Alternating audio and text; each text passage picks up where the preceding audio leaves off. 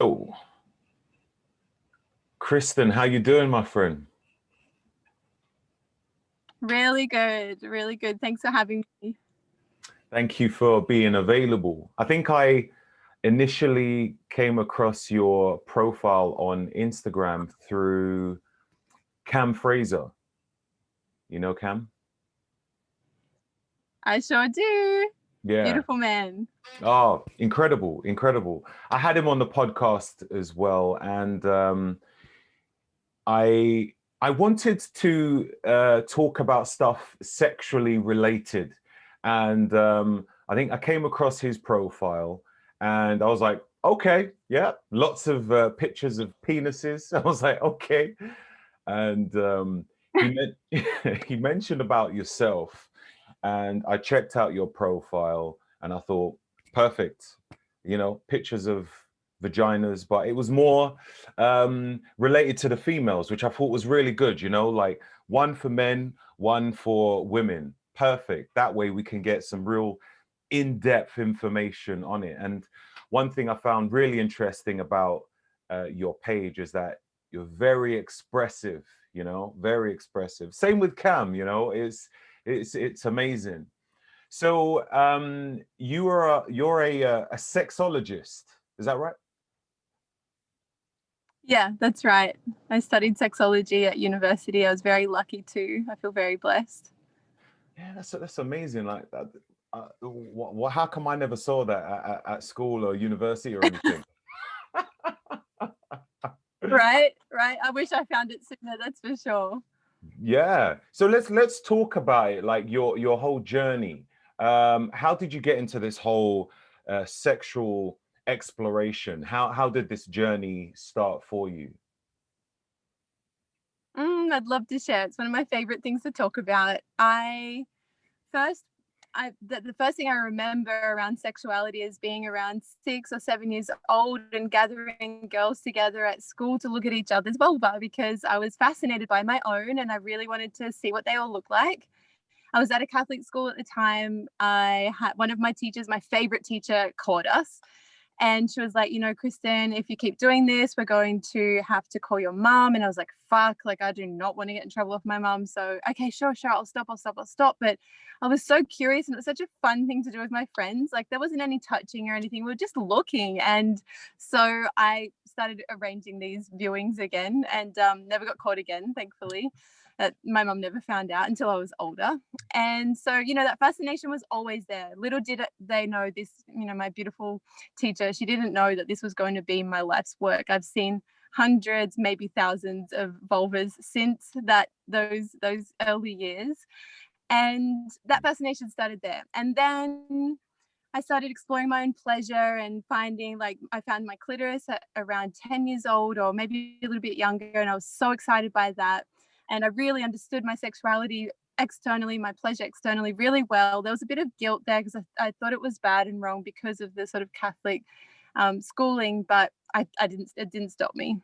And so, that kept going until I was around 14, puberty hit, and I'm like, boys, like, I want to have sex with all of these boys and girls. I was attracted to girls as well. I really wanted to make out with them, but I really wanted to see penises. I was like, oh, like, I love having sex and I can do this with someone else. I can have sex with myself and then I can, like, share it with other people. Like, amazing. I'd found my mum's vibrating back massager as well. So I was used to sharing my pleasure with that, but not with other boys. So I was so excited and I started talking to my friends. I was like, hey, like, who do you want to have sex with? And they're like, Kristin. It's like, what? I want to have sex with pretty much everyone in our year. Like, don't you? Like, aren't you horny? Like, don't you have sex? And they're like, and they're like, you can't talk like that. Like, you can't say that. You sound like a slut. And I was like, oh, like, oh, I guess that's a bad thing. I guess, okay, I guess I won't talk about it anymore.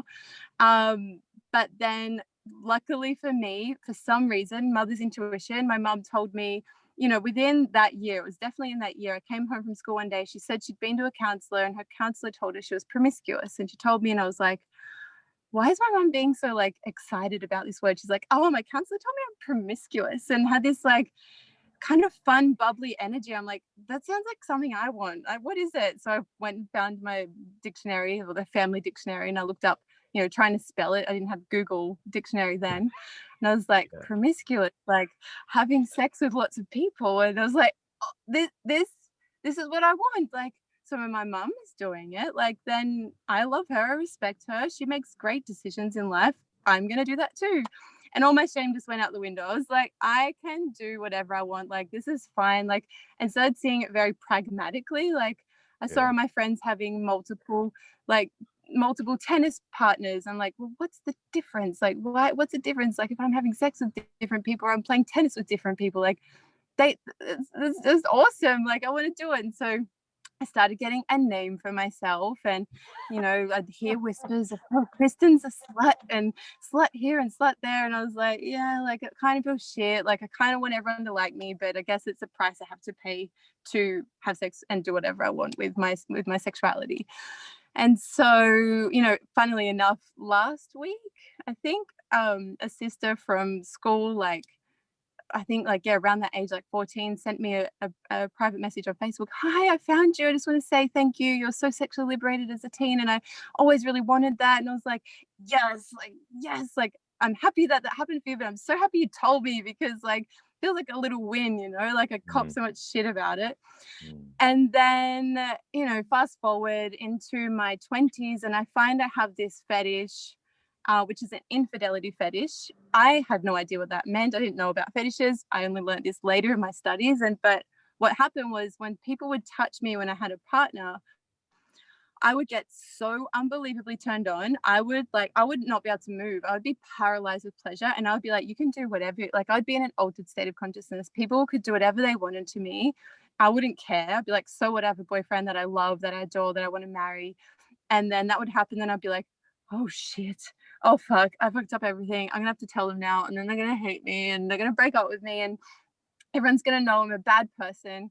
And so I went through this journey of, like, this sexuality journey where I was like, I really need to understand my sexuality. I really just need to, like, have a healthy sexual relationship where it's everyone's happy that's involved. And so I was really interested in finding out about sexuality. I started going into the more sort of tantra world and exploring that and finding pleasure in different ways. I'm like, okay. And then, you know, I still wanted to understand sort of the psychology behind it. And at this time, before I started going to uni, but after I'd done a lot of like work around sexuality, people were coming to me and they're like, hey, like, I know you know about this and I know you know about that. Can you tell me more? And I was like, oh, like, this feels like my calling. Like, I had studied international relations. I was thinking I was going to be opening up a women's center and helping women and all these different things. I didn't know it would be in this way. And so that's kind of how it started. I was like, yeah, okay. And then I was like, well, I'm going to go to uni and learn about all these, you know, the sort of psychology behind sexuality and the science of sex. And so I started like learning about,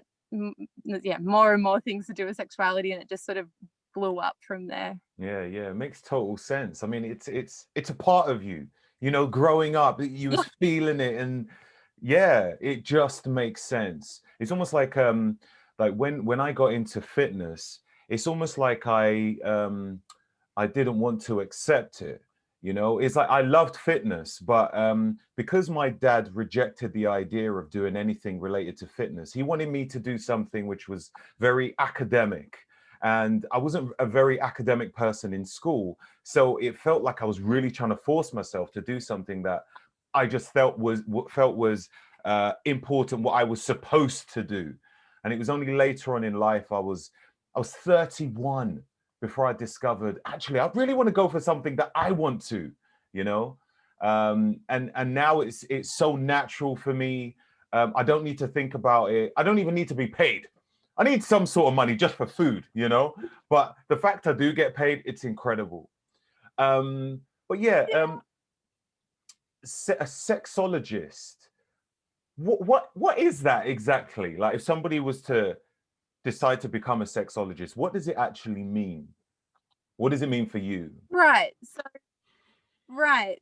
I guess, you know, there are a lot of people entering the world of sexuality and sex education and sexual empowerment now, which is unbelievable. You know, it's so great. And everyone that's sharing is sharing from their different lived experiences. And I guess for me, sexology was more so I could, as I said, understand sort of the science. Like I really love science-backed information, and I really love the human brain and how it works, and understanding sexuality from that sort of standpoint. Like I really wanted to get, had the more sort of esoteric, mystical experiences in the tantra and sort of like sacred sexuality world. And then sexology essentially is the science of sex. And so I wanted to understand that. But honestly, like I feel like the work that I share, the things that I channel, the things that I help people with, a lot of it came through my lived experience and my own intuition. And the sexology part is kind of like I've got a piece of paper and I learned some like, a lot of like data, and I learned a lot of like science, but I don't apply that in my day-to-day work. Like a lot of it is intuition, and I usually attract a lot of people that I've been on their journey so I can help them, or I've already got a lot of experience with working with other people, if that makes sense. So Yeah. I'm not really doing clinical sexology. Like I people have it as sort of like a clinical sort of place where you go and there's diagnoses and things like that. I'm more working with people from it, I guess more of the sex coach perspective of like helping people through it by sort of standing by their side and being like, I got you, and I've had that experience, or I've worked with these kinds of people, and maybe we can do these different practices and exercises, and I empower them with that, because that's what excites me, that's what lights me up.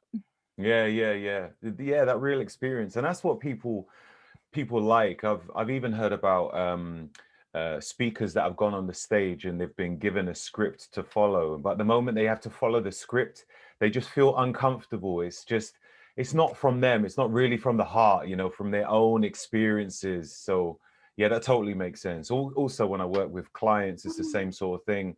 All right, I got some paper there, but it's like we're dealing with real human beings here. They just want that human understanding, not like some pharmaceutical explanation or something like that. So I totally get it. So you mentioned you have like different sorts of clients. Now, what type do you have? Do you normally have women, men, or couples? Probably not men, I would assume. So women or couples, what is your main clientele, you would say? Yeah, so I would say 90% of the people that I work with are cisgender women, so women who are assigned female at birth and resonate with that. They are women, as they were assigned at birth. Right. Every now and then I'll work with somebody who is gender fluid or transgender. Sorry, Every now and then. what's Yeah. the difference? What's a gender fluid? Right. So somebody who's gender fluid, they're non-binary. So they can sometimes be more in the men or masculine, sometimes in the feminine. But there is also a spectrum within that, so not non-binary, I guess, is an easy way to put it, not one or the other. And yeah, and I really love working with people, because we start then working on the level of like masculine and feminine energy, which I love. I really love working that world. And then sometimes I do work with couples, which I also adore. I love working with couples. And as sort of outside of the things that I push and show, I have done priestess work with men, with cis men who are wanting to learn how to love a woman throughout her cycle, to know like the art of lovemaking of the female form, to understand the feminine approach to sexuality. And that's really beautiful as well. I absolutely adore that. Now I don't do that so much in a more, before I was doing it with my body. So I'd teach them, this is how you touch a yoni, this is how you touch breasts, and this is how I like it, but this might not be how somebody else likes it, and sort of really initiating them into the love arts. Now, however, I've sort of changed that, and I sort of work through talking and just sharing through education and giving exercises and practices. That's awesome. Is it through Zoom as well, or is it in person, or a bit of both? How does it work? Bit of both. Yeah, now not so much in person, sort of since COVID started, I haven't done much in-person work. I've done a lot of, I train people. So I train sex coaches, I train yoni massage practitioners, and I train priestesses. And for the yoni massage part, we do that in person. But other than that, I've been doing a lot of stuff with schooling. So yeah, I have a school. I've got like 35 students at the moment, and they're just amazing. And they're all learning this work and bringing it into the world. That's amazing. That's amazing. Like the word sex itself is so, I think it's it branches into so many different directions. I think the world mainly focuses on penetration, whether vaginal, anal, or oral, and sexual education in schools. I think was terrible, to be honest with you. What's your approach to, let's say, teaching young girls? What would your approach be to teaching young girls about sex? Right. I love that question so much. I have tried to sort of crack into the world of young girls like before they have their sexual debut, because there is so much information that we are lacking. And it does, I'm working with women now that, the consequences of actions that were made without any education from really disempowered places. And so I really want to crack into that. It's not so easy. It's really hard. People are very protective of their children, of sexuality, sex ed. There's a lot of faith in the system and of education in the system around sex ed, and it's troubling because, it's really hard to crack into. But it is something I'm very passionate about, and I think what I would I guess I'll share like some of the main points of contention, or where we should be bringing our awareness to in sexuality is, first of all, virginity is a social construct. It is not a real thing. There are two pieces of skin that touch each other that can happen anywhere on the body. They just happen to happen within the vagina. The hymen is not torn. It does not break. It can tear a little bit, but it's a very fine membrane that is worn away over time, generally speaking, very worn away by the time we do have P in V sex. And so if we do, or any kind of penetration, we've generally been using tampons before we do that. And some of those tampons are big, and, there's just, and self-pleasure and things like that. So it's, there's this huge deal around virginity, which is creation, and something that's been commodified upon, something that's been used to own sexuality, to sell sexuality, and there's such a big pressure on both males and females around virginity. And what I've written a kid's book called Susmita Shares Her Virginity, and the premise of that book is it's not actually when we have penetrative sex, it's when we share our pleasure with another person. So, instead of seeing like all of the focus of sex being on that, that goal of penetration, it's rather pleasure. It's like, can I give myself pleasure with this person? Can this person give me pleasure? And can I share that with this person? And so sort of redirecting the focus of penetration towards pleasure, sharing pleasure with one another. I feel like that would be just so transformative for our girls in sexuality, and for the boys as well. Yeah. Would you say that it must be a tough one though, if, let's say, parents was to look at your work and know they've got a teenage daughter, they might be like, I don't know if I want her speaking to my daughter, And so I kind of get it. You're very open and expressive. So what would you say, what would your approach to be like, okay, they want to have sex. What would you say to those young girls? Right. So, I think that's really a fascinating point. Like the fact that there is softcore, hardcore, dark web stuff available online, if people know the right people and know what to type in and what to find.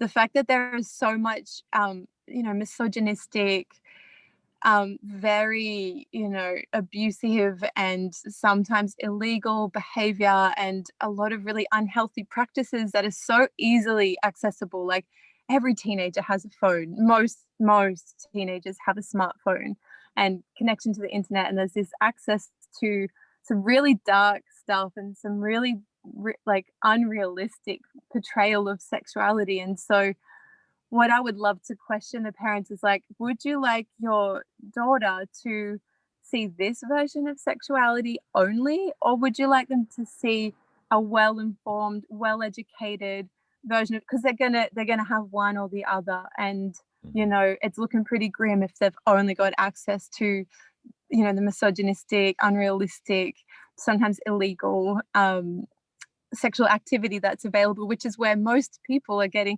especially young boys around 12 years old, they're getting their sex ed from porn, and they're sort of bringing that energy into their first sexual experience. And I would love to just highlight to mothers, like, hey, like, look at these things that your daughter will know about her body, about her boundaries, about consent, about what pleasure can look like for her, different tools and exercises to use. And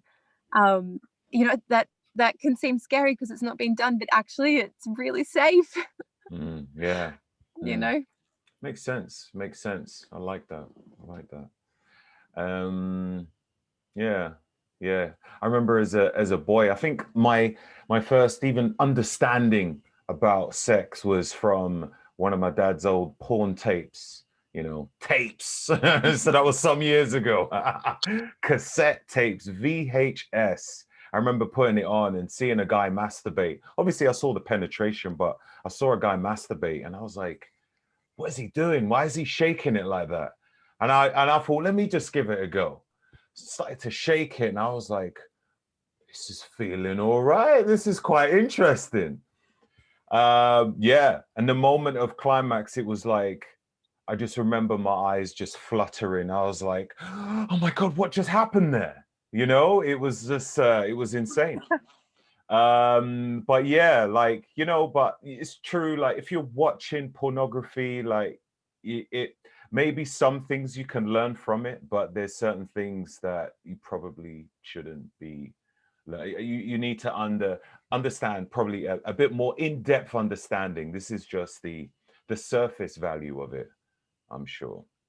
Right, definitely. I'm definitely not anti-porn. Like, I think there are so many beneficial uses of porn, like amazing things that we can do with porn.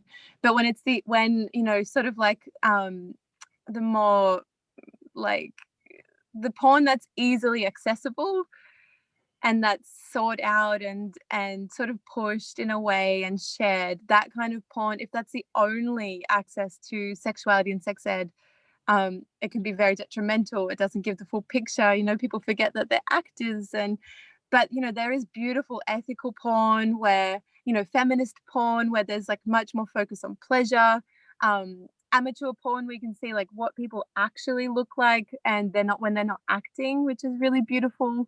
Artistic erotica, that's amazing. Like, there's some really good websites out there that are creating amazing content. And I think, if there was sort of an equal balance of that, that would be amazing. Still not the full picture. They're not talking about consent and boundaries and communication and in porn. It's very much a visual affair, and there's so much more to it. Sex is holistic. It's our body, it's our mind, it's our emotions, it's our spirit, it's our, there's so much involved, and yet it's a very sort of like visual, mental, in a sense, and physical kind of approach, which doesn't tick all the boxes, unfortunately. Have you had cases where women have been so like sexually introverted and unaware of themselves that that you've actually helped them to, change into a different human being? Yeah, 100%. I mean, I've been doing this work now for 6 years, and that's what's kept me going through the 6 years. If I didn't see profound change and get the feedback you know, every time I get any little bit of feedback, even now 6 years later, like it's like, oh, like cool, like I'm going to keep going and keep doing this, I'm going to keep shining a light on all of this that needs to be talked about. And even though it's uncomfortable, even though sometimes I get it wrong, sometimes, you know, I say it's something inappropriate and it's the wrong crowd in the wrong way, or sometimes, sometimes I get it wrong, but most of the time I don't. And most of the time I get amazing feedback. And you know, I remember someone coming to one of my workshop once and I could not recognize her, and I'm like, I know you, right? She's like, yeah, like I found you, like you're the first person I found on my sort of self-work or self-help journey, where she was doing a lot of work on herself, and she found my workshop. She came to like part 2 around a year later, and she was a different human in so many ways. It wasn't just her sexuality, there was so much beauty. And I mean, what I really like to push with people I work with is like, no one's broken, there's nothing wrong with them, they're just at a certain part of their sexuality, and we're inviting in curiosity because they're obviously feeling called to see what else is possible. And we sort of work from that place, and we just expand, because you know, we're all exactly where we need to be, but there is always more, especially sexuality. Sexuality is all about finding the edge, you know, it's like the spark of creation. It's like, what's next? So we can never sort of get attached to sex. We can't say, fuck, I used to have the best sex with this person, or when I was that age I used to do this, because it's like, yeah, that was then, this is now, what's present now, and how can we work with that? I like that. Yeah, not getting too attached. There's so much exploration with sex, isn't it? You mentioned stuff about breasts, like you talk about breast care. You mentioned about breast techniques, like teaching the energy of breasts, and there's a certain word you use, duaism or something, I can't remember, and tantra and breast meditation. Could you talk a bit more about that? I love talking about boobies. Love everything about them. How can you not? They're the milk of human kindness. Yeah, yeah. And they're sexy as fuck. So but they're also the access point to female sexuality. You know, in Tantra, we say that there's sort of, we're positively charged in the chest, female-bodied people, and we're negatively charged in the yoni, in the vagina. So, you know, we're sort of like, you know, depending on the chest, but generally speaking, there's more of a protrusion from the chest and more of an like inversion at the yoni, at the vagina. And, you know, so this is sort of like a positive charge where we can cultivate sexual energy and cultivate our love chi, is one word for it. So I love energy. And there's also a saying that female sexuality, the seed of female sexuality is within the heart, you know, and so we're sort of directly connecting into the heart in this space. It's very beautiful. I mean, it's beautiful to do breast massage on male bodied people as well. Like I've done, when I used to do erotic massage, when I would get to like the nipples and around the chest, there'd be a huge response in many men, not all men, but many men. So it's a really beautiful space. And so what happens though, when we do pay attention to the breasts and touch them just the way they like to be touched, this energy starts opening up the yoni, you know, without even getting to the yoni yet, because that's how female body people love to be approached, sort of externally into the yoni. Like the clitoris and internal is like the last place. Like for me, foreplay is, there's no dishes in the sink, all my jobs are ticked off for the day, I'm getting a bit of a mess, oh, there's some yummy smells in the room and it's all clean, and you know, so it's like real external in, and maybe I'll have a bit of a massage and then some making out and then some breast action, and then maybe we'll go down to the yoni. So it's like, whereas for male body people, generally speaking, because the energy is like, there's like the positive pole for the penis or the lingam, then when we sort of build that energy up with the penis, then we would bring it outwards towards the rest of the body. So we work sort of opposite in that sense. So it's not going to be the same, very different for different people, but especially male and female body people, that's just kind of like a general approach. So I really love giving attention to the breast. Like I had a girlfriend once who, when I would stimulate her nipples, she would have an orgasm, and sometimes she would even squirt. And I've never experienced that myself, and I haven't experienced it with women since or before. that was amazing. That was like, I could see like what is possible. And, I did research into it, and it turns out the nipples light up the same region of the brain as the clitoris. So, there's so much potential to have there with the breast, rather than just being awesome to look at and give a squeeze, like I know that was my approach. I'd be like, boobs, like squeeze, squeeze, but I wouldn't like actually think about the fact that these aren't just for me, like they're for my lover as well. Yeah, I get that. Quickly, you did mention about squirting. Can all women squirt? And what activates the whole squirting process? Right, that's a really beautiful question, and I feel it has a very complex answer. I, there is a huge pressure on a lot of women right now as we speak to want to squirt because they've seen it in porn, or they've heard about it, or they've, their partner's like, hey babe, it turns me on so much, can you do it? Like there's like this sort of a pressure there. And I feel like with anything in sexuality, pressure creates performance anxiety. It takes us out of the moment. It can be really stressful and sort of counterintuitive, right? We're going into this for pleasure. We're going into this to forget about stress, to forget about our pressure. And so I feel like it's really important to approach squirting in particular from a place of curiosity and not of force, because we are all anatomically built with the same things. Like the Skene's glands are stimulated during squirting, and we all have Skene's glands. And so, the fact that we have these anatomical parts means that it's possible for us to have the same experience. However, if we're talking about anatomy, every female, as you've probably felt and experienced, every female has very different anatomy. Like I could put my finger inside one woman and it will feel completely different to the next, completely different to the next. I remember the first 5 yoni massages I did when I was very present with the yoni. I was like, every single person's totally different. I'd go in, I'd be like, whoa, like this is a total different world in here. So, if we're thinking that the Skene's glands need to be sort of stimulated for squirting, then, anatomically, they're going to be sitting in different parts. And we need to know exactly where those parts are. And things like, you mentioned like what brings on squirting, like what makes it possible. Hydration. We need to be super hydrated. Like I had a female lover who was squirting all the time, but she was drinking all day because she knew that she'd be losing a lot of fluids. And then I would feel her yoni trying to squirt when she'd be dehydrated, and it just wouldn't happen.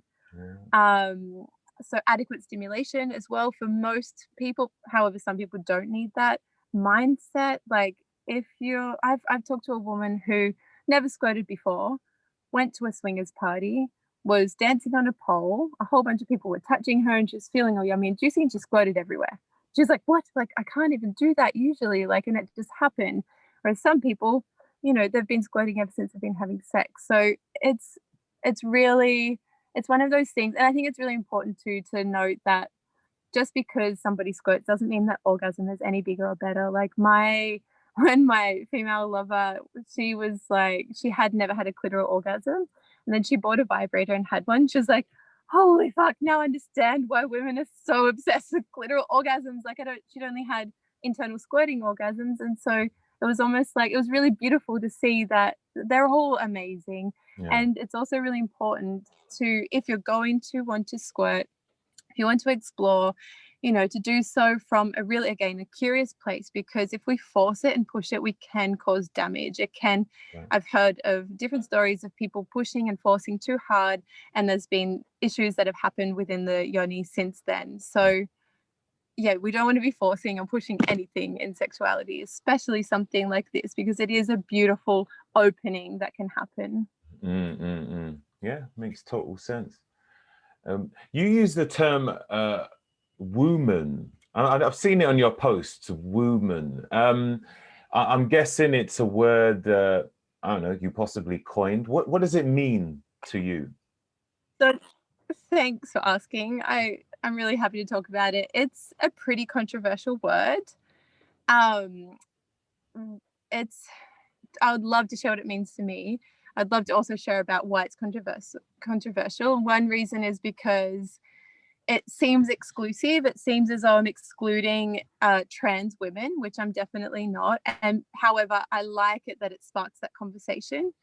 It also can seem very kind of like, mainly that it's exclusive, but it's also sort of because there are sort of feminists who are anti-trans, who are transphobic, do use it. So then it's almost like it's double controversial because it's not just me using it, and people are using it in what I perceive as a very negative, sort of hateful way. But I still love bringing up the conversation, and it does, you know, it probably, some people probably see that and go, fuck you, like you're transphobic. But some people say, hey, I want to know why you use it. And I love explaining why. And that's because, so I looked into what the etymology of men meant, and it meant to think. And I was like, beautiful, like that makes sense that the word men is in men and women, because, you know, I've seen a lot of people cross out the E or the of woman, of women, to sort of like take out the man aspect. And I'm like, well, if the etymology of man is to think, like we're all thinking, we're all doing this amazing thing that humans do, this like this kind of consciousness that we have.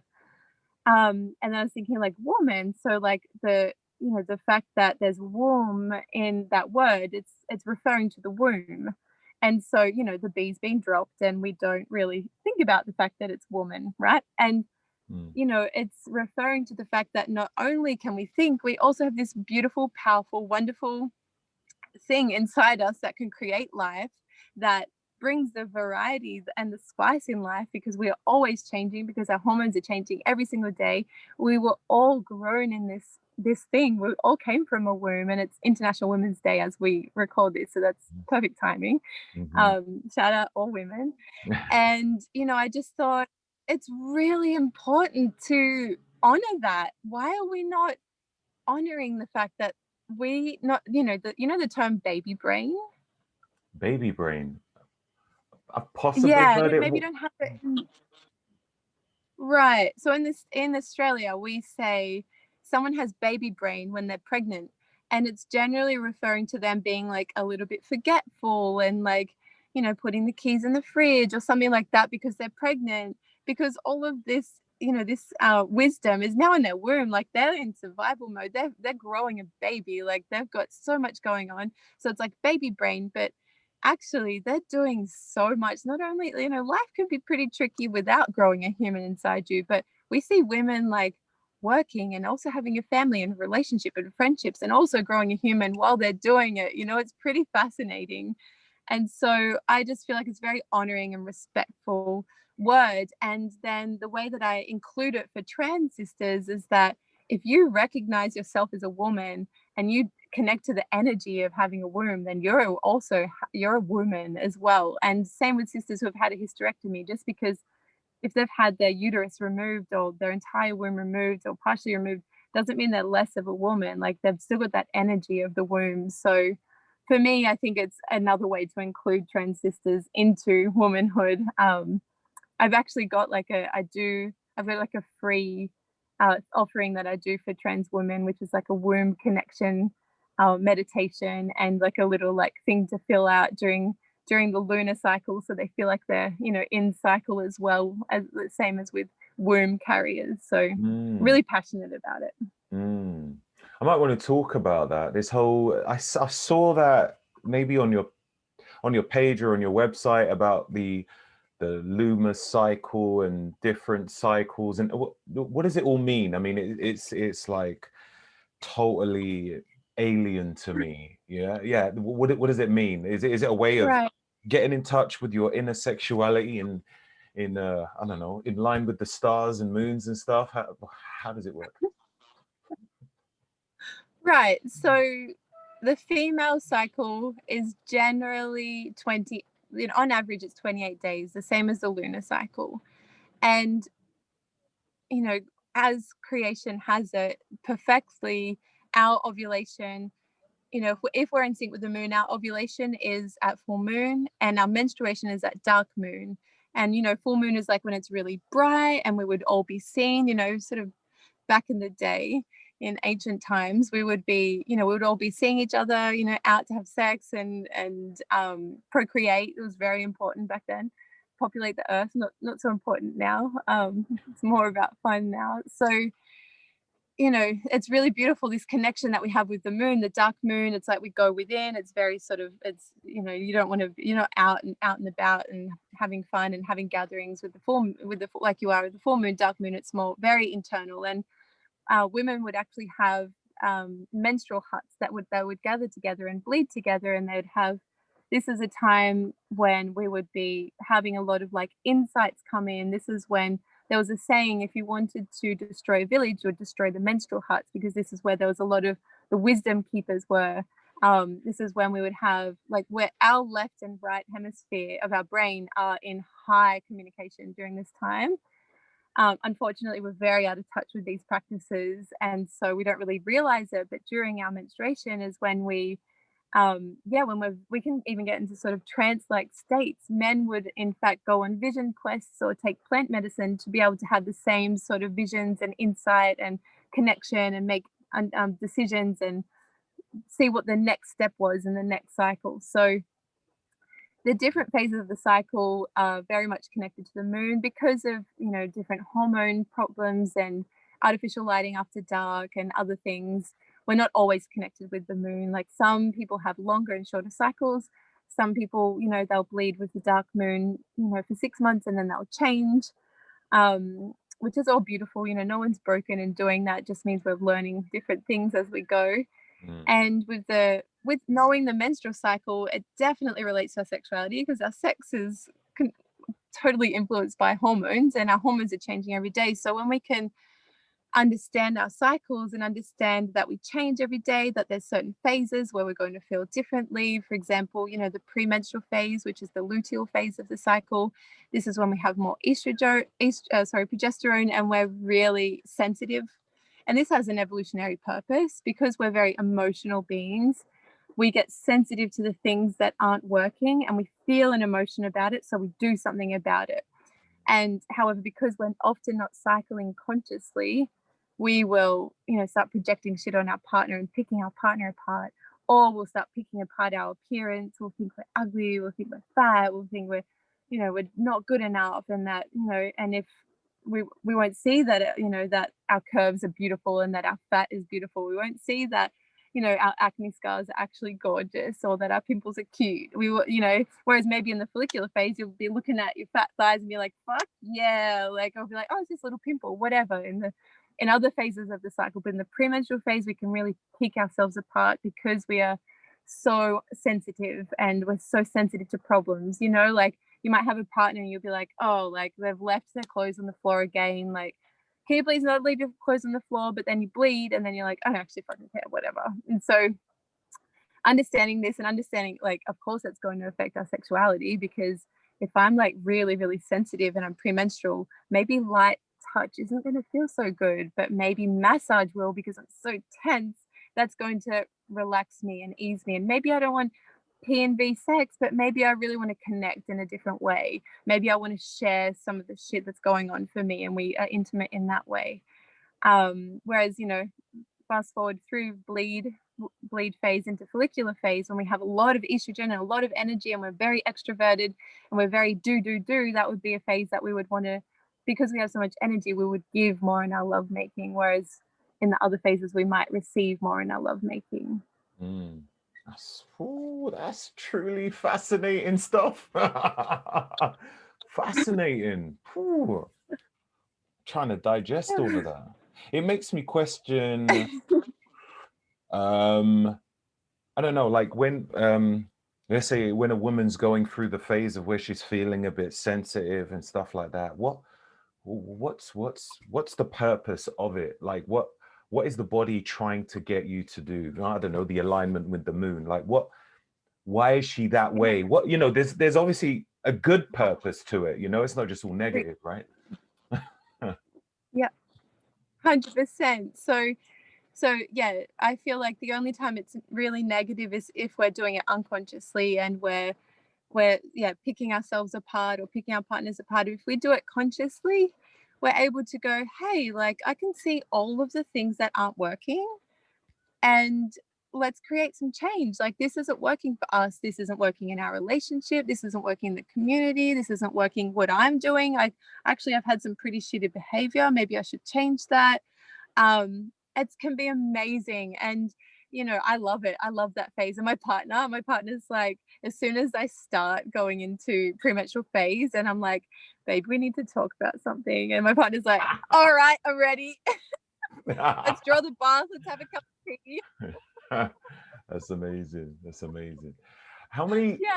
Yeah. Sorry, I want to say, how many different levels or versions of sex would you say there are for women?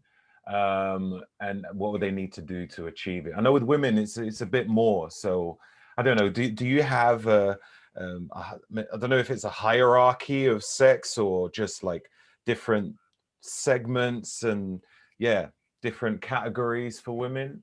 How many would you say there are? Oh, unlimited, too many to name, or would you put them in certain categories yourself? Right. Great question. I love asking women, what is sex to you? What is pleasure to you? What does that look like? What are you wanting more of? What are you not getting? Like, what would be, if you're going to go into a sexual encounter, what would you want that to look like? And being mindful that that might change tomorrow, that might change next week. You know, there are so many different possibilities of what that can look like. And it's so different what it looks like from person to person. Like, if you look in the BDSM community, where there's, you know, that's very much oftentimes stigmatized to being like only sex and everyone fucking and everyone spanking. There's so many intricate relationships and dynamics in BDSM regarding power play and role play, and a lot of the time there is no P and V involved. There is no orgasm involved. There is just something that these people are enjoying so much that they're dedicating this part of their life to. And so again, it can just look so different. I feel, for me, I love a smorgasbord of experiences. You know, I might like wild rough sex one day and slow soft sacred sexuality the next day. I might want laying on each other and tickling and giggling and laughing and riding around in like joy another day. I might want some kinky ass shit another day, you know. So and that's what sex is to me. And I feel like sex, you know, we've been so conditioned to see sex as penis and vagina. And, you know, in Tantra, you start making love with life. You know, I can sit down and have a meal and moan throughout the meal and be just as satisfied if I had 3 orgasms, internal and external orgasms. So, you know, like, and that's me. Some people who aren't foodies, that's not going to be their thing. But for me, if you give me like really good food and freedom to moan while I eat it, I'm going to be in heaven. You could kill me in that moment. I wouldn't care. Like, I'm just like, yes, just like I would be if I was having amazing penetrative sex. That's interesting. The word, I saw it on your website. I think the word cunt originates from kunta or something, and is also linked to kundalini. Could you explain what that all means, please? Just make sense of I that. love that. You're in England, right? Sorry? Where are you at the moment? Are you in England? Yes, that's correct. Yeah, right. So I don't know what the word cunt is like in England, but in Australia, we're super chill about it. Yeah. It's quite aggressive here. Some people use it frequent. Some people, it's like, no, wouldn't say that. Yeah. Right. So amazing. I love that cultural difference. In Australia, the older generation like would definitely still be like, oh, and I would say, I would say like our age, younger, a little bit older, you know, depending on the context, it's used daily. And so there's a lot of that sort of like power and intensity sort of dialed down a little bit. However, it is still can be used in a derogative way. I mean, in Australia, we might say you're a mad cunt, which is good. You're a shit cunt, which is bad. You're a sick cunt, which is good. So, it can be used in a bad way. It can be like, "'Cause they're such a fucking cunt," or, "Oh, you cunt." Like, there's so many different ways we say it. However, I am very aware that it's such a potent word, in the English language in certain countries and also in certain age groups. And I was really fascinated when I found out that the origin of the word cunt comes from Kunta, which was an Oriental goddess. And yeah, this is also where Kundalini comes from. So I think it's really fascinating that, these sort of these goddess teachings that existed pre-patriarchy, monotheistic religions, there was a lot of beautiful wisdom and connection to the stars and connection to our body and our cycles and the feminine. There was divine masculine, divine feminine, and both were honored. And I just find it fascinating that when one of the maybe the most offensive word, depending where you're at, is actually about a goddess and is relating to sexual energy. And I think it's fascinating that it kept its power, but the fact that it became so offensive, it just seems so interesting. Just like, the five-pointed star that has the circle around it was deemed satanic worship when, anyone who's watched the Da Vinci Code knows this. But, that was like the feminine, that was the sacred feminine. And, there were so many things, unfortunately, because of this oppression of women, like in monotheistic religions, we just didn't have a role. We weren't to be heard. We weren't to have any power. And so it's just funny that in our language we have this just right in our face all the time. We don't even know it. Same as the word vagina. Like the word vagina is like, that's acceptable. It might be a bit clinical, or it might be a bit like anatomy education based, but it's acceptable. And what I find fascinating about that is that, from these similar times of a lot of like oppression of women, the etymology of vagina, it's a Latin word which means a sheath for a sword. So it wasn't even its own thing. It's a thing for something else. Like, it's not Right. even, those people who don't have sex with penises, like, it's like, well, what is it now? Like, is it just an empty sheath? It's like, it's just a receptacle of something else, which I find fascinating that, that term is what we all use and think it's okay. Whereas cunt is so, it's just got this heaviness about it. And this like, it ruffles feathers for sure. That's really fascinating, That is so fascinating. It's so accepted for vagina when it's not the meaning which people think it is, whereas cunt is, it's got, I don't know, it's got a bit more spiritual meaning to it. So what about you mentioned about kunta listening, kunta gazing, and adornment, and there's another one, kunta worship. There sounds extreme levels of, I don't know, maybe love, or a way for women to be so in tune with themselves. Would I be right? How would you explain it?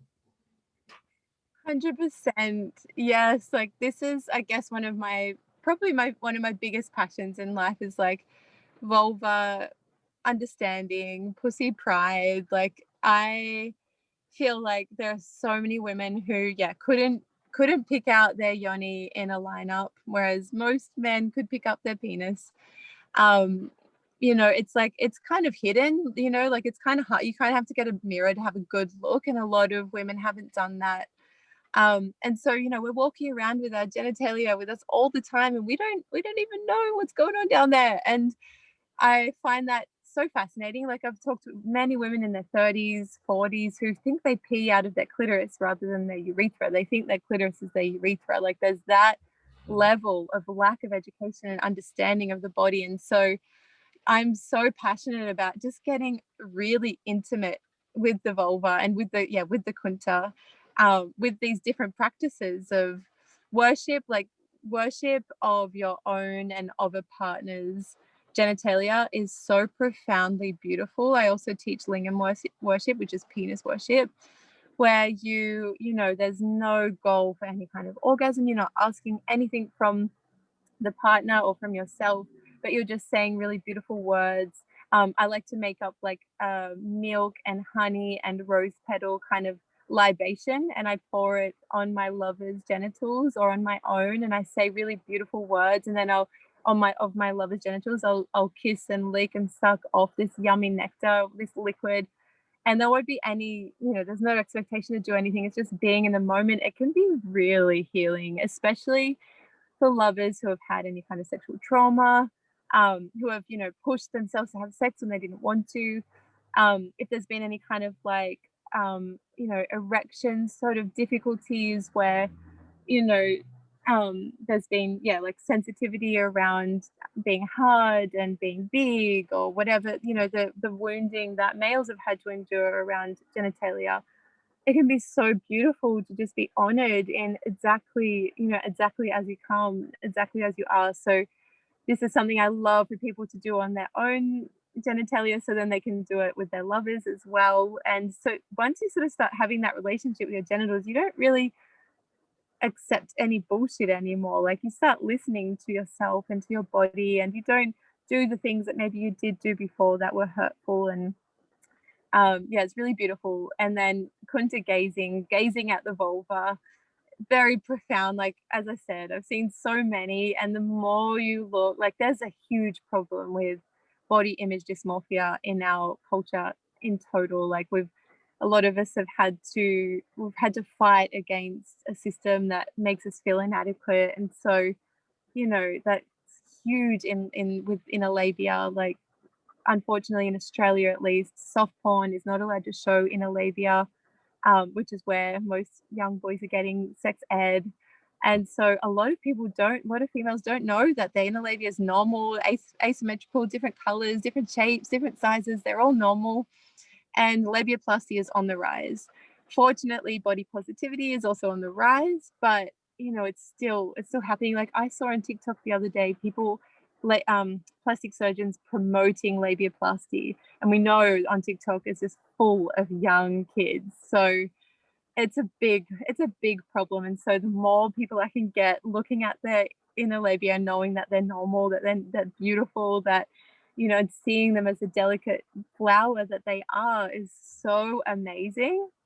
So I love that. Yoni Adornment is doing things like I really love to shave like a heart shape in my pubic hair. Sometimes I like to cover her in petals and then do a photo shoot. Just like like the other parts of our body that we make ourselves look pretty, like, why not our yoni as well? So I love doing that too. So yeah, they're just some of the exercises we do. Sacred art, where we draw a big beautiful picture, or small depending on where you're at and how you're feeling, of the vulva and what it looks like, maybe from a picture. Some people draw what they feel about their vulva, like maybe they're not up to looking at their vulva just yet. We're all at different stages of our journey, each equally valid. So yeah, it's a really beautiful practice as well. No, that's amazing. I mean, you're very open and honest and about your sexuality. You're very expressive and very erotic with your posts. What's your main message to women when you do this? I would say sexual sovereignty, like reclaiming our birthright to pleasure. Sexual satisfaction it's legitimately a human right. Like, this in our human rights, like, this is a list of human rights. Sexual satisfaction is one of them, and there's a reason. However, because female sexuality has been so shamed with slut shaming, so oppressed, so manipulated and commodified upon, unfortunately hasn't been celebrated. It was one of the reasons why inner labia is seen to be bad, is because back in the day when doctors did all sorts of shit with women, they thought that the inner labia meant that they had too much sexuality, and so it was bad and shameful, because you shouldn't be like that. You're just for your husband. And So we're coming through so much bullshit around our sexuality. We're so far removed from our sexuality, from our natural connection to our pleasure, and our and something that is our pleasure is our birthright. Sexual satisfaction is our human right. So just sort of start there. So, you know, when we're in our womb, there are studies showing that we touch our genitalia in our womb. Maybe there's no sort of conclusive studies, but we may even feel orgasm in the womb. Then when we come out of the womb, as soon as we can reach our genitals, we touch them. We are species that go towards pleasure away from pain. Of course, we're going to touch our genitals. It feels beautiful, it feels delicious. Then suddenly we're born into a family that more often than not are not equipped to guide us in our sexuality in a safe way. And so, you know, I've written another kid's book called Susmita Learns Her Body and Boundaries, that goes through this process that are for kids. And so, you know, we come and then we're like, suddenly it's bad and wrong. Suddenly my pleasure is bad and wrong. My sexuality is bad and wrong. It's not okay. And, you know, we get these ridiculous education, shitty birds and bees talk, and then we're just thrown in the deep end. And there's so much trauma that happens in the meantime, less so for male-bodied people, just because the approach to sex does work more for male-bodied people. And also because, as I was mentioning before, you know, we're the penetrative force from the chest, like we're positively charged in the chest. The fact that we're negatively charged in the genitals means that's how we receive in the world, you know. And so we have to be really discerning about how we do that and do it from an empowered place, because otherwise we hold on to that trauma, you know. And so that's why, you know, female bodied people are generally able to process emotions quickly and easily and get through it, because it's like the heart center is where we do that, and we penetrate in that way. The same is true for males, because they penetrate the world with their penis. They don't have to be so careful. There's a lot less trauma going on. Not to say there's no trauma, but there's a lot less trauma going on. And so, you know, and also the fact females are the receptive beings. So we are taking in people, and sometimes because a lot of the time we're people pleasers, that's how we've been socialized to be people pleasers, we will prefer to be in pain than say what we want and what we need, because we don't want to hurt our lover. And unfortunately, when I do empower women, I say, you got to say what you want, say what you need. I hear people come back to me and they say, I told my partner he wouldn't talk to me. We stopped having sex and he wouldn't talk to me till the next day. Not all partners are like this, obviously. There are amazing partners out there, but there is this huge, and this is, I guess, where the wounding of the men come in, because they're expected to be fucking Casanovas. They're expected to know exactly what to do with a woman's body when we're all completely different. And so they've got to deal with that trauma of like, fuck, I hope I please. And then suddenly, you know, they might have had a lifetime of people telling them that they're great and maybe tolerating, or maybe it was good for them, but it's not for this new partner. And then suddenly they have to hear like that wasn't good. And so it can be really, really hurtful. And I've been on that end.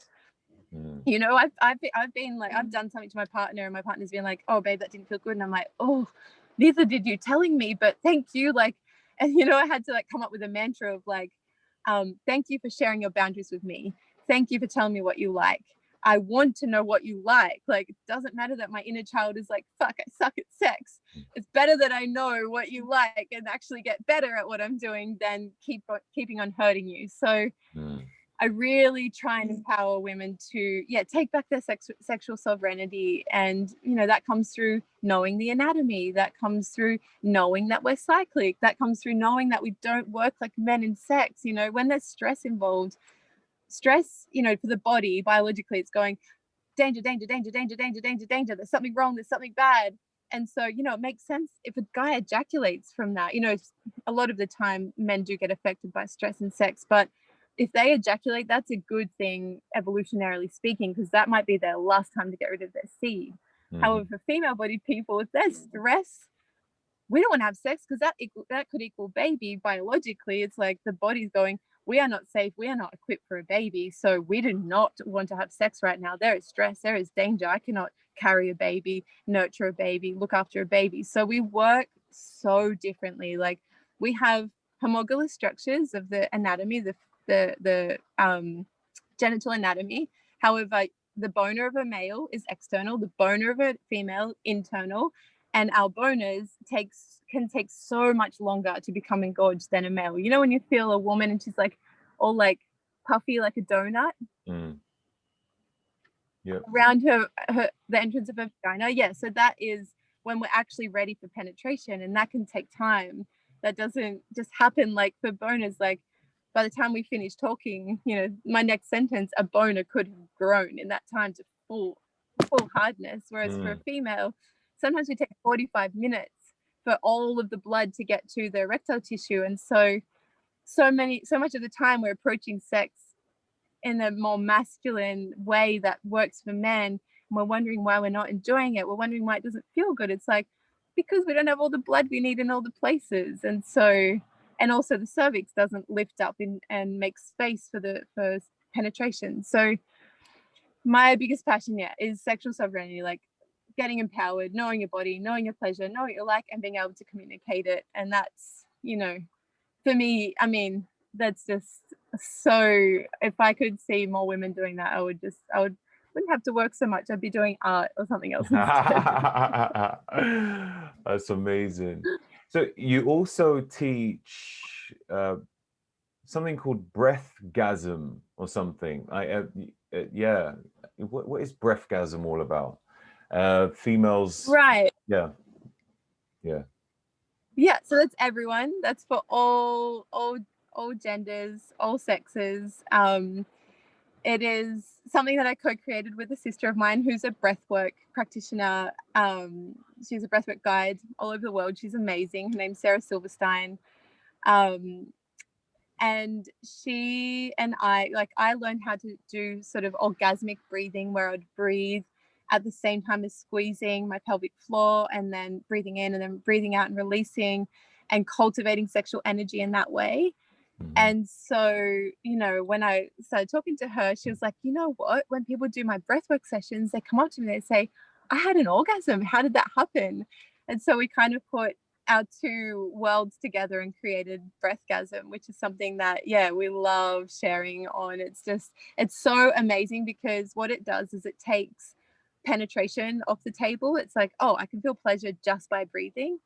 It creates expanded pleasure, so you can do it without touching your genitalia, but you can also do it while touching your genitalia, which feels amazing. It really can take pleasure to the next level, especially I've found with my male-bodied partners, when I do internal pleasure of their prostate, and I get them to breathe, do this sort of breathing technique, they're more likely to have like a full body orgasm and not ejaculate when we incorporate really beautiful, delicious breathing. So, you know, there's a lot of potential for incorporating the breath, because, you know, oftentimes we do have sex where we're like kind of holding our breath, and you know, breath play is a thing. Yeah. That is really interesting. That is interesting, because I thought it was just mainly for women, to be honest with you, because I don't know, they've got more erogenous zones, and I don't know, it's easier to channel in and get maybe an orgasm that way. But for men, that's really cool. Really cool. What's your thoughts on prostitution? Oh, I'm all for it. I think it's amazing. You know, unfortunately, there's a dark side of prostitution, which is let's say sex trafficking versus prostitution. I think they can be lumped up together, and that's really dangerous. So, you know, prostitution, someone selling their sex as a commodity to whatever it is they need to do, is one thing. Sex trafficking another. However, you know, it is a side of prostitution where people are thinking they're just seeing a prostitute, but actually they're seeing someone who's been sex trafficked. So, you know, that side of things, huge problem. And, you know, the way that our justice system is trying to approach that doesn't work. But prostitution in general, like what I call sacred whoring, you know, It, it's the oldest profession. It is something that provides so much more to clients than sex. It's a lot of the time there's a lot of emotional connection. There's, you know, there's this service that's happening of just like any service, you know, like I was saying with playing tennis and having sex, the same thing. People are selling their bodies for things all the time. And I think that there's a difference between prostituting yourself out to whoring yourself out, I guess is why I like the term sacred whore. I think we prostitute ourselves with, you know, beyond sex in many different ways where we need something, and so we sort of we use what we have to get it. You know, like there are people who work in mines and do ridiculous labor with a lot of damage to the body, and you know, they're prostituting themselves because they're going to make a certain amount of money, and they've got these means, so that's how they do it. Yeah. And so you know, the same thing with sex. Just because sex is involved now doesn't mean that it's bad and wrong. It just means that, you know, someone else is doing what they can with the means that they have. And you know, when I talk about sacred whoring, this is, I feel, a place where, a very privileged place where someone is having sex in exchange for money or goods or whatever it is, and they enjoy it and they love it, and they are, you know, they are getting pleasure from it, and you know, they're able to do that from, I guess, a place where they have choice, and they're choosing this, I guess, is, you know, a different way to look at it. I feel they're both equally valid. They both work as long as everything's safe, sane, and consensual. They're both equally valid. I wish that those people that were selling sex for cash were able to do it in a way where they were also enjoying it. But at the same time, fuck, I wish everyone could do that. Just because it's sex doesn't mean that, you know, oh, poor them, they should be having it this way. It's like, you know what? People get PTSD for a lot of different jobs, and I wish all of them could be doing what they love and getting paid for it. So, yeah, that's kind of my perspective. That's cool. Makes sense. Total sense. Well, look, man, it's been incredible. I've learned quite a lot. Is there anything else which you would like to share at all? You think might be important? No, I mean, I want everyone to go and do their research and find out what sexuality means to them. Like what I've shared today may resonate. You know, what I shared might seem like so cryptic and weird, but if you're feeling like you want to explore your sexuality, find someone who does resonate, because it is, as I said, it's a human right to have sexual satisfaction. And you know, sexuality it replenishes our nervous system. It's so good for our sense of well-being, and there are so many benefits, and we all deserve to have access to it. So yeah, find someone who works for you and learn and grow and explore. And if you're asexual, power to you as well. Like there are amazing things in the world that you can also do that has nothing to do with sex. Yeah. Sounds great. Sounds great. Where can people find you? Well, what social media platforms? Let's say someone wants to really venture into the, you know, sexual nature, and they want to speak to you about the services which you provide. Where can they find you? Yeah, so Instagram, I'm pretty active on Instagram, is at Yonilicious. My website's awesome and it has heaps of free stuff on there, which is yonilicious.com.au. So yeah, there's a tab that says freebies, but you can like have a little look around there and learn a lot. But my YouTube also, Yonilicious, it has like longer videos that I couldn't put on Instagram back in the day. So there's some stuff on there. If you're feeling like, yeah, if I resonate with you, have a check out all that stuff. And there's a lot of like, yeah, things that you can sort of get a taste of before, if you do want to work together. Awesome. Thank you very much, Kristin. Once again, it's been great. It's been really good. Yeah, yeah, I've enjoyed it.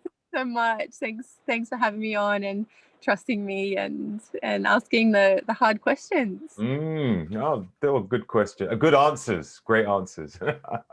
All right. Well, look, you enjoy your evening. My day is just starting now. It's almost 8 o'clock for you. What time is it now? 8 o'clock in the evening or 7? It is, I think it's like 6:30. Yeah, something like that. Okay. 6:30. Cool. All right. Yay. Thank you. Much love. Thank you. You take care. Ciao. Goodbye.